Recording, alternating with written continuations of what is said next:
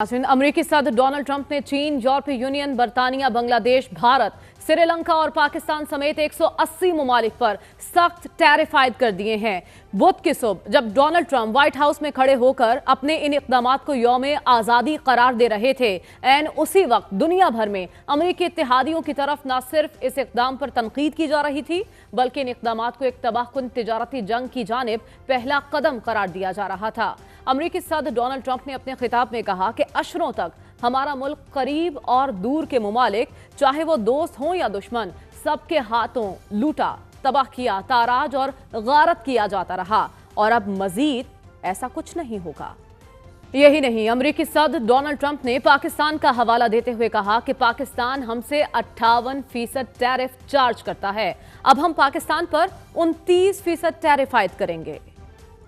नए टैरिफ के नतीजे में अहम तिजारती शराकतदारों पर फौलाद, तेल, गैस, गारमेंट्स, गाड़ियों समेत तकरीबन तमाम अशिया पर इजाफी टैरिफ आयद किए गए हैं। डोनाल्ड ट्रंप ने पाकिस्तान पर 29%, भारत पर 26%, बर्मा और श्रीलंका पर 44%, चीन पर 34%, यूरोपीय यूनियन पर 20%, कंबोडिया पर 49%, वियतनाम पर 46%, थाईलैंड पर 36% और स्विट्जरलैंड पर 31% टैरिफ आयद किया है, जबकि मुतादिद ममालिक पर टैरिफ 10 से 40% के दरमियान हैं।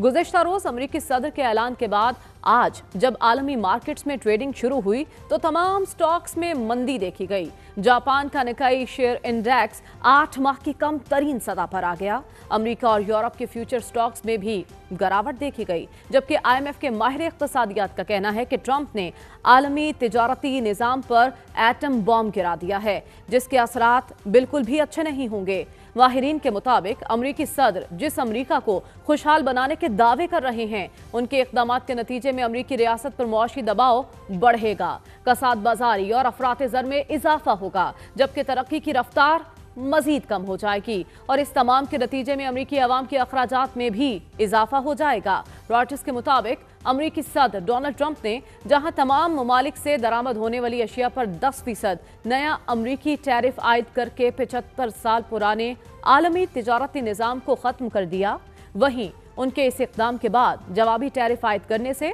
अमेरिकी मईशत पर दबाव में मजीद इजाफा हो जाएगा।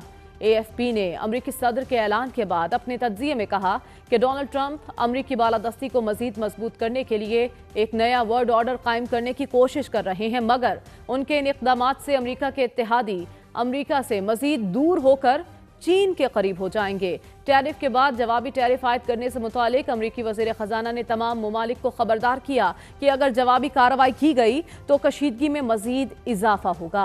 अमेरिकी सदर डोनाल्ड ट्रंप की तरफ से पाकिस्तान की दरामदात पर भी 29% टैरिफ आयद किया गया है, जो यकीनन मुल्क की मईशत के लिए तबाहकुन साबित होगा। और अब हम जानेंगे कि इन टैरिफ से पाकिस्तान की मईशत पर क्या असरात मुरतब हो सकते हैं। हमारे साथ हमारे गेस्ट मौजूद हैं, बिलाल अजहर कियानी साहब। बिलाल साहब, अब तक जो ऐलानात किए गए डोनाल्ड ट्रंप की जानिब से और इन पर इम्प्लीमेंटेशन भी शुरू हो जाएगी, पाकिस्तानी मईशत को किस तरह से इफ़ेक्ट करेगा अमेरिका का ये इक़दाम? जी देखिए, सबसे पहले तो वो पिछले सेगमेंट में आप बात करी थी, आपने कहा था, वो सवाल किया था, फिर आपने कहा था मेरी तरफ आएंगी, तो मैं ज़रा वो बिजली के नरखों पे ज़रा एक बात मुकम्मल करना चाहूँगा जी, क्योंकि आज की सबसे बड़ी ख़बर और आवाम के लिए खुशखबरी वही है, क्योंकि उसके नतीजे में हर पाकिस्तानी शहरी की ज़िंदगी में बेहतरी आएगी और उसकी क़ुव्वत ख़रीद में इजाफ़ा होगा और उसको डायरेक्टली और इनडायरेक्टली दोनों उसको इसका माली और मुआशी फ़ायदा होगा जी इंशाल्लाह। उसके मैं आपने बात की थी कि इसकी पायदारी के मुतल्लिक, सस्टेनेबिलिटी के मुतल्लिक, तो मैं यही कहना चाह रहा था कि एक हमने कोई इस तरह ऐलान नहीं किया कि ऐलान कर दिया जाए और फिर बाद में इसको रिवर्स करना पड़े। बिल्कुल फिस्कल स्पेस देखकर, जैसे कि मैंने कहा, IMF को एतमाद में लेकर, अपनी चादर को देखकर पाँव फैलाते हुए हमने ये एक सस्टेनेबल फ़ैसला किया है और ये पहले फाइनेंशियल स्पेस बनाई है अपनी सारी बाकी फ़िस्कल रियलिटीज़ को देखते हुए। तो एक तो पहली बात यह है, और आगे जो मज़ीद बेहतरी का आपने सवाल किया था, देखिए उसमें प्राइम मिनिस्टर साहब ने आज 3-4 बातें बड़ी वाज़ेह तौर पे की। उन्होंने कहा काम यहाँ पर बिजली के सेक्टर के हवाले से नहीं रुकता। सबसे पहले उन्होंने सर्कुलर डेट के 5 साल के खात्मे के प्लान का जिक्र किया। उन्होंने 600 अरब रुपए सालाना जो बिजली की चोरी होती है उसके खिलाफ जो एक कमिटमेंट है हुकूमत की कि इसके पीछे भी हम इसी तरह जाएंगे जिस तरह हमने ये रिफॉर्म्स किए हैं जिसके नतीजे में नर्क कम हुए हैं, उसका जिक्र किया। उनने बिजली की ओपन मार्केट कायम करने की बात की जिससे मज़ीद एफिशिएंसी आएगी, मज़ीद उम्मीद है कि खर्चों अखराजात में और बिजली की कॉस्ट में कमी होगी जिसका अगेन नरखों के नतीजे में फ़ायदा होगा। और आखिर में उन्होंने निजकारी की बात की और निजकारी का अमल जारी है। पहले फ़ेज़ की तैयारियां मुकम्मल हैं और इंशाल्लाह डिस्ट्रीब्यूशन कंपनीज़ की जो निजकारी है जिससे मज़ीद ना सिर्फ नरखों में हम उम्मीद कर रहे हैं कि कंपैरेटिव मार्केट से बेहतरी आएगी बल्कि साथ ही साथ इंशाल्लाह सर्विस डिलीवरी में भी जो आवाम का एक्सपीरियंस है डिस्ट्रीब्यूशन कंपनीज के साथ और यही सवाल जब वो मोहम्मद डील ज़ुबैर करते साहब हैं, ने बिल उठाया पे था कि करते हैं, मीटर निजकारी रीडिंग की बात तो एक्सेट्रा। हो रही है लेकिन अभी तक इस पर कुछ अमल दरामद नहीं हो रहा। आपने कहा कि हम फर्स्ट फेज में हैं निजकारी नहीं, अमल दरामद हो रहा है जी, अमल दरामद हो रहा है। पहले फेज में जी निजकारी की प्रोसेस स्टार्ट होगी। लेकिन जो ट्रंप ने फैसला किया है वो पाकिस्तानी अवाम पर, पाकिस्तान की मईशत पर, पाकिस्तान की बरामदात पर किस तरह से असरअंदाज हो सकता है, मैं आपसे ये जानना चाहती हूँ। जी देखिए यकीनन हमारे लिए it's one of the largest export markets in the America जो है, तो यकीनन ये टैरिफ्स हम तो यही चाहेंगे कि ये टैरिफ्स ना हो, मगर आप देख रहे हैं ग्लोबल एक ये अमेरिका ने दीगर और ममालिक के साथ भी ये टैरिफ्स के लगाने का मामला किया है।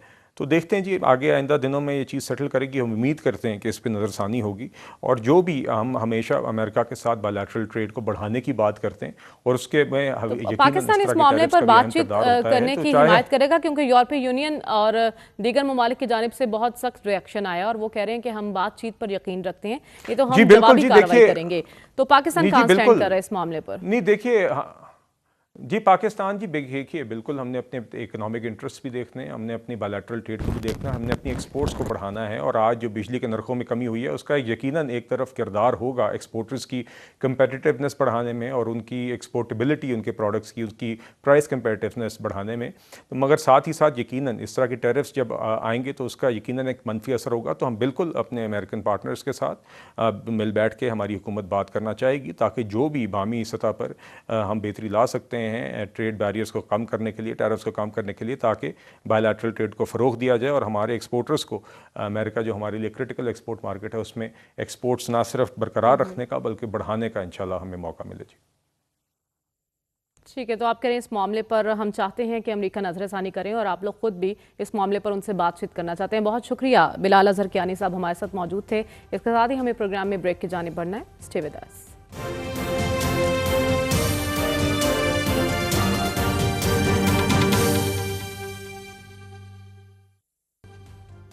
वेलकम बैक नाज़रीन। एक जानिब तो वज़ीर आज़म शहबाज शरीफ मुल्क की मईशत मुस्तहकम होने और मईशत के इस्तेहकाम में इदारों के कलीदी किरदार और ताउन का दावा कर रहे हैं, तो दूसरी ही जानिब इत्तलात ये हैं कि सियासी इस्तेहकाम के लिए साबिक वज़ीर आज़म इमरान खान ने वज़ीर आला खैबर पख्तूनख्वा को इस्टेब्लिशमेंट से राबते कायम करने का टास्क दे दिया है।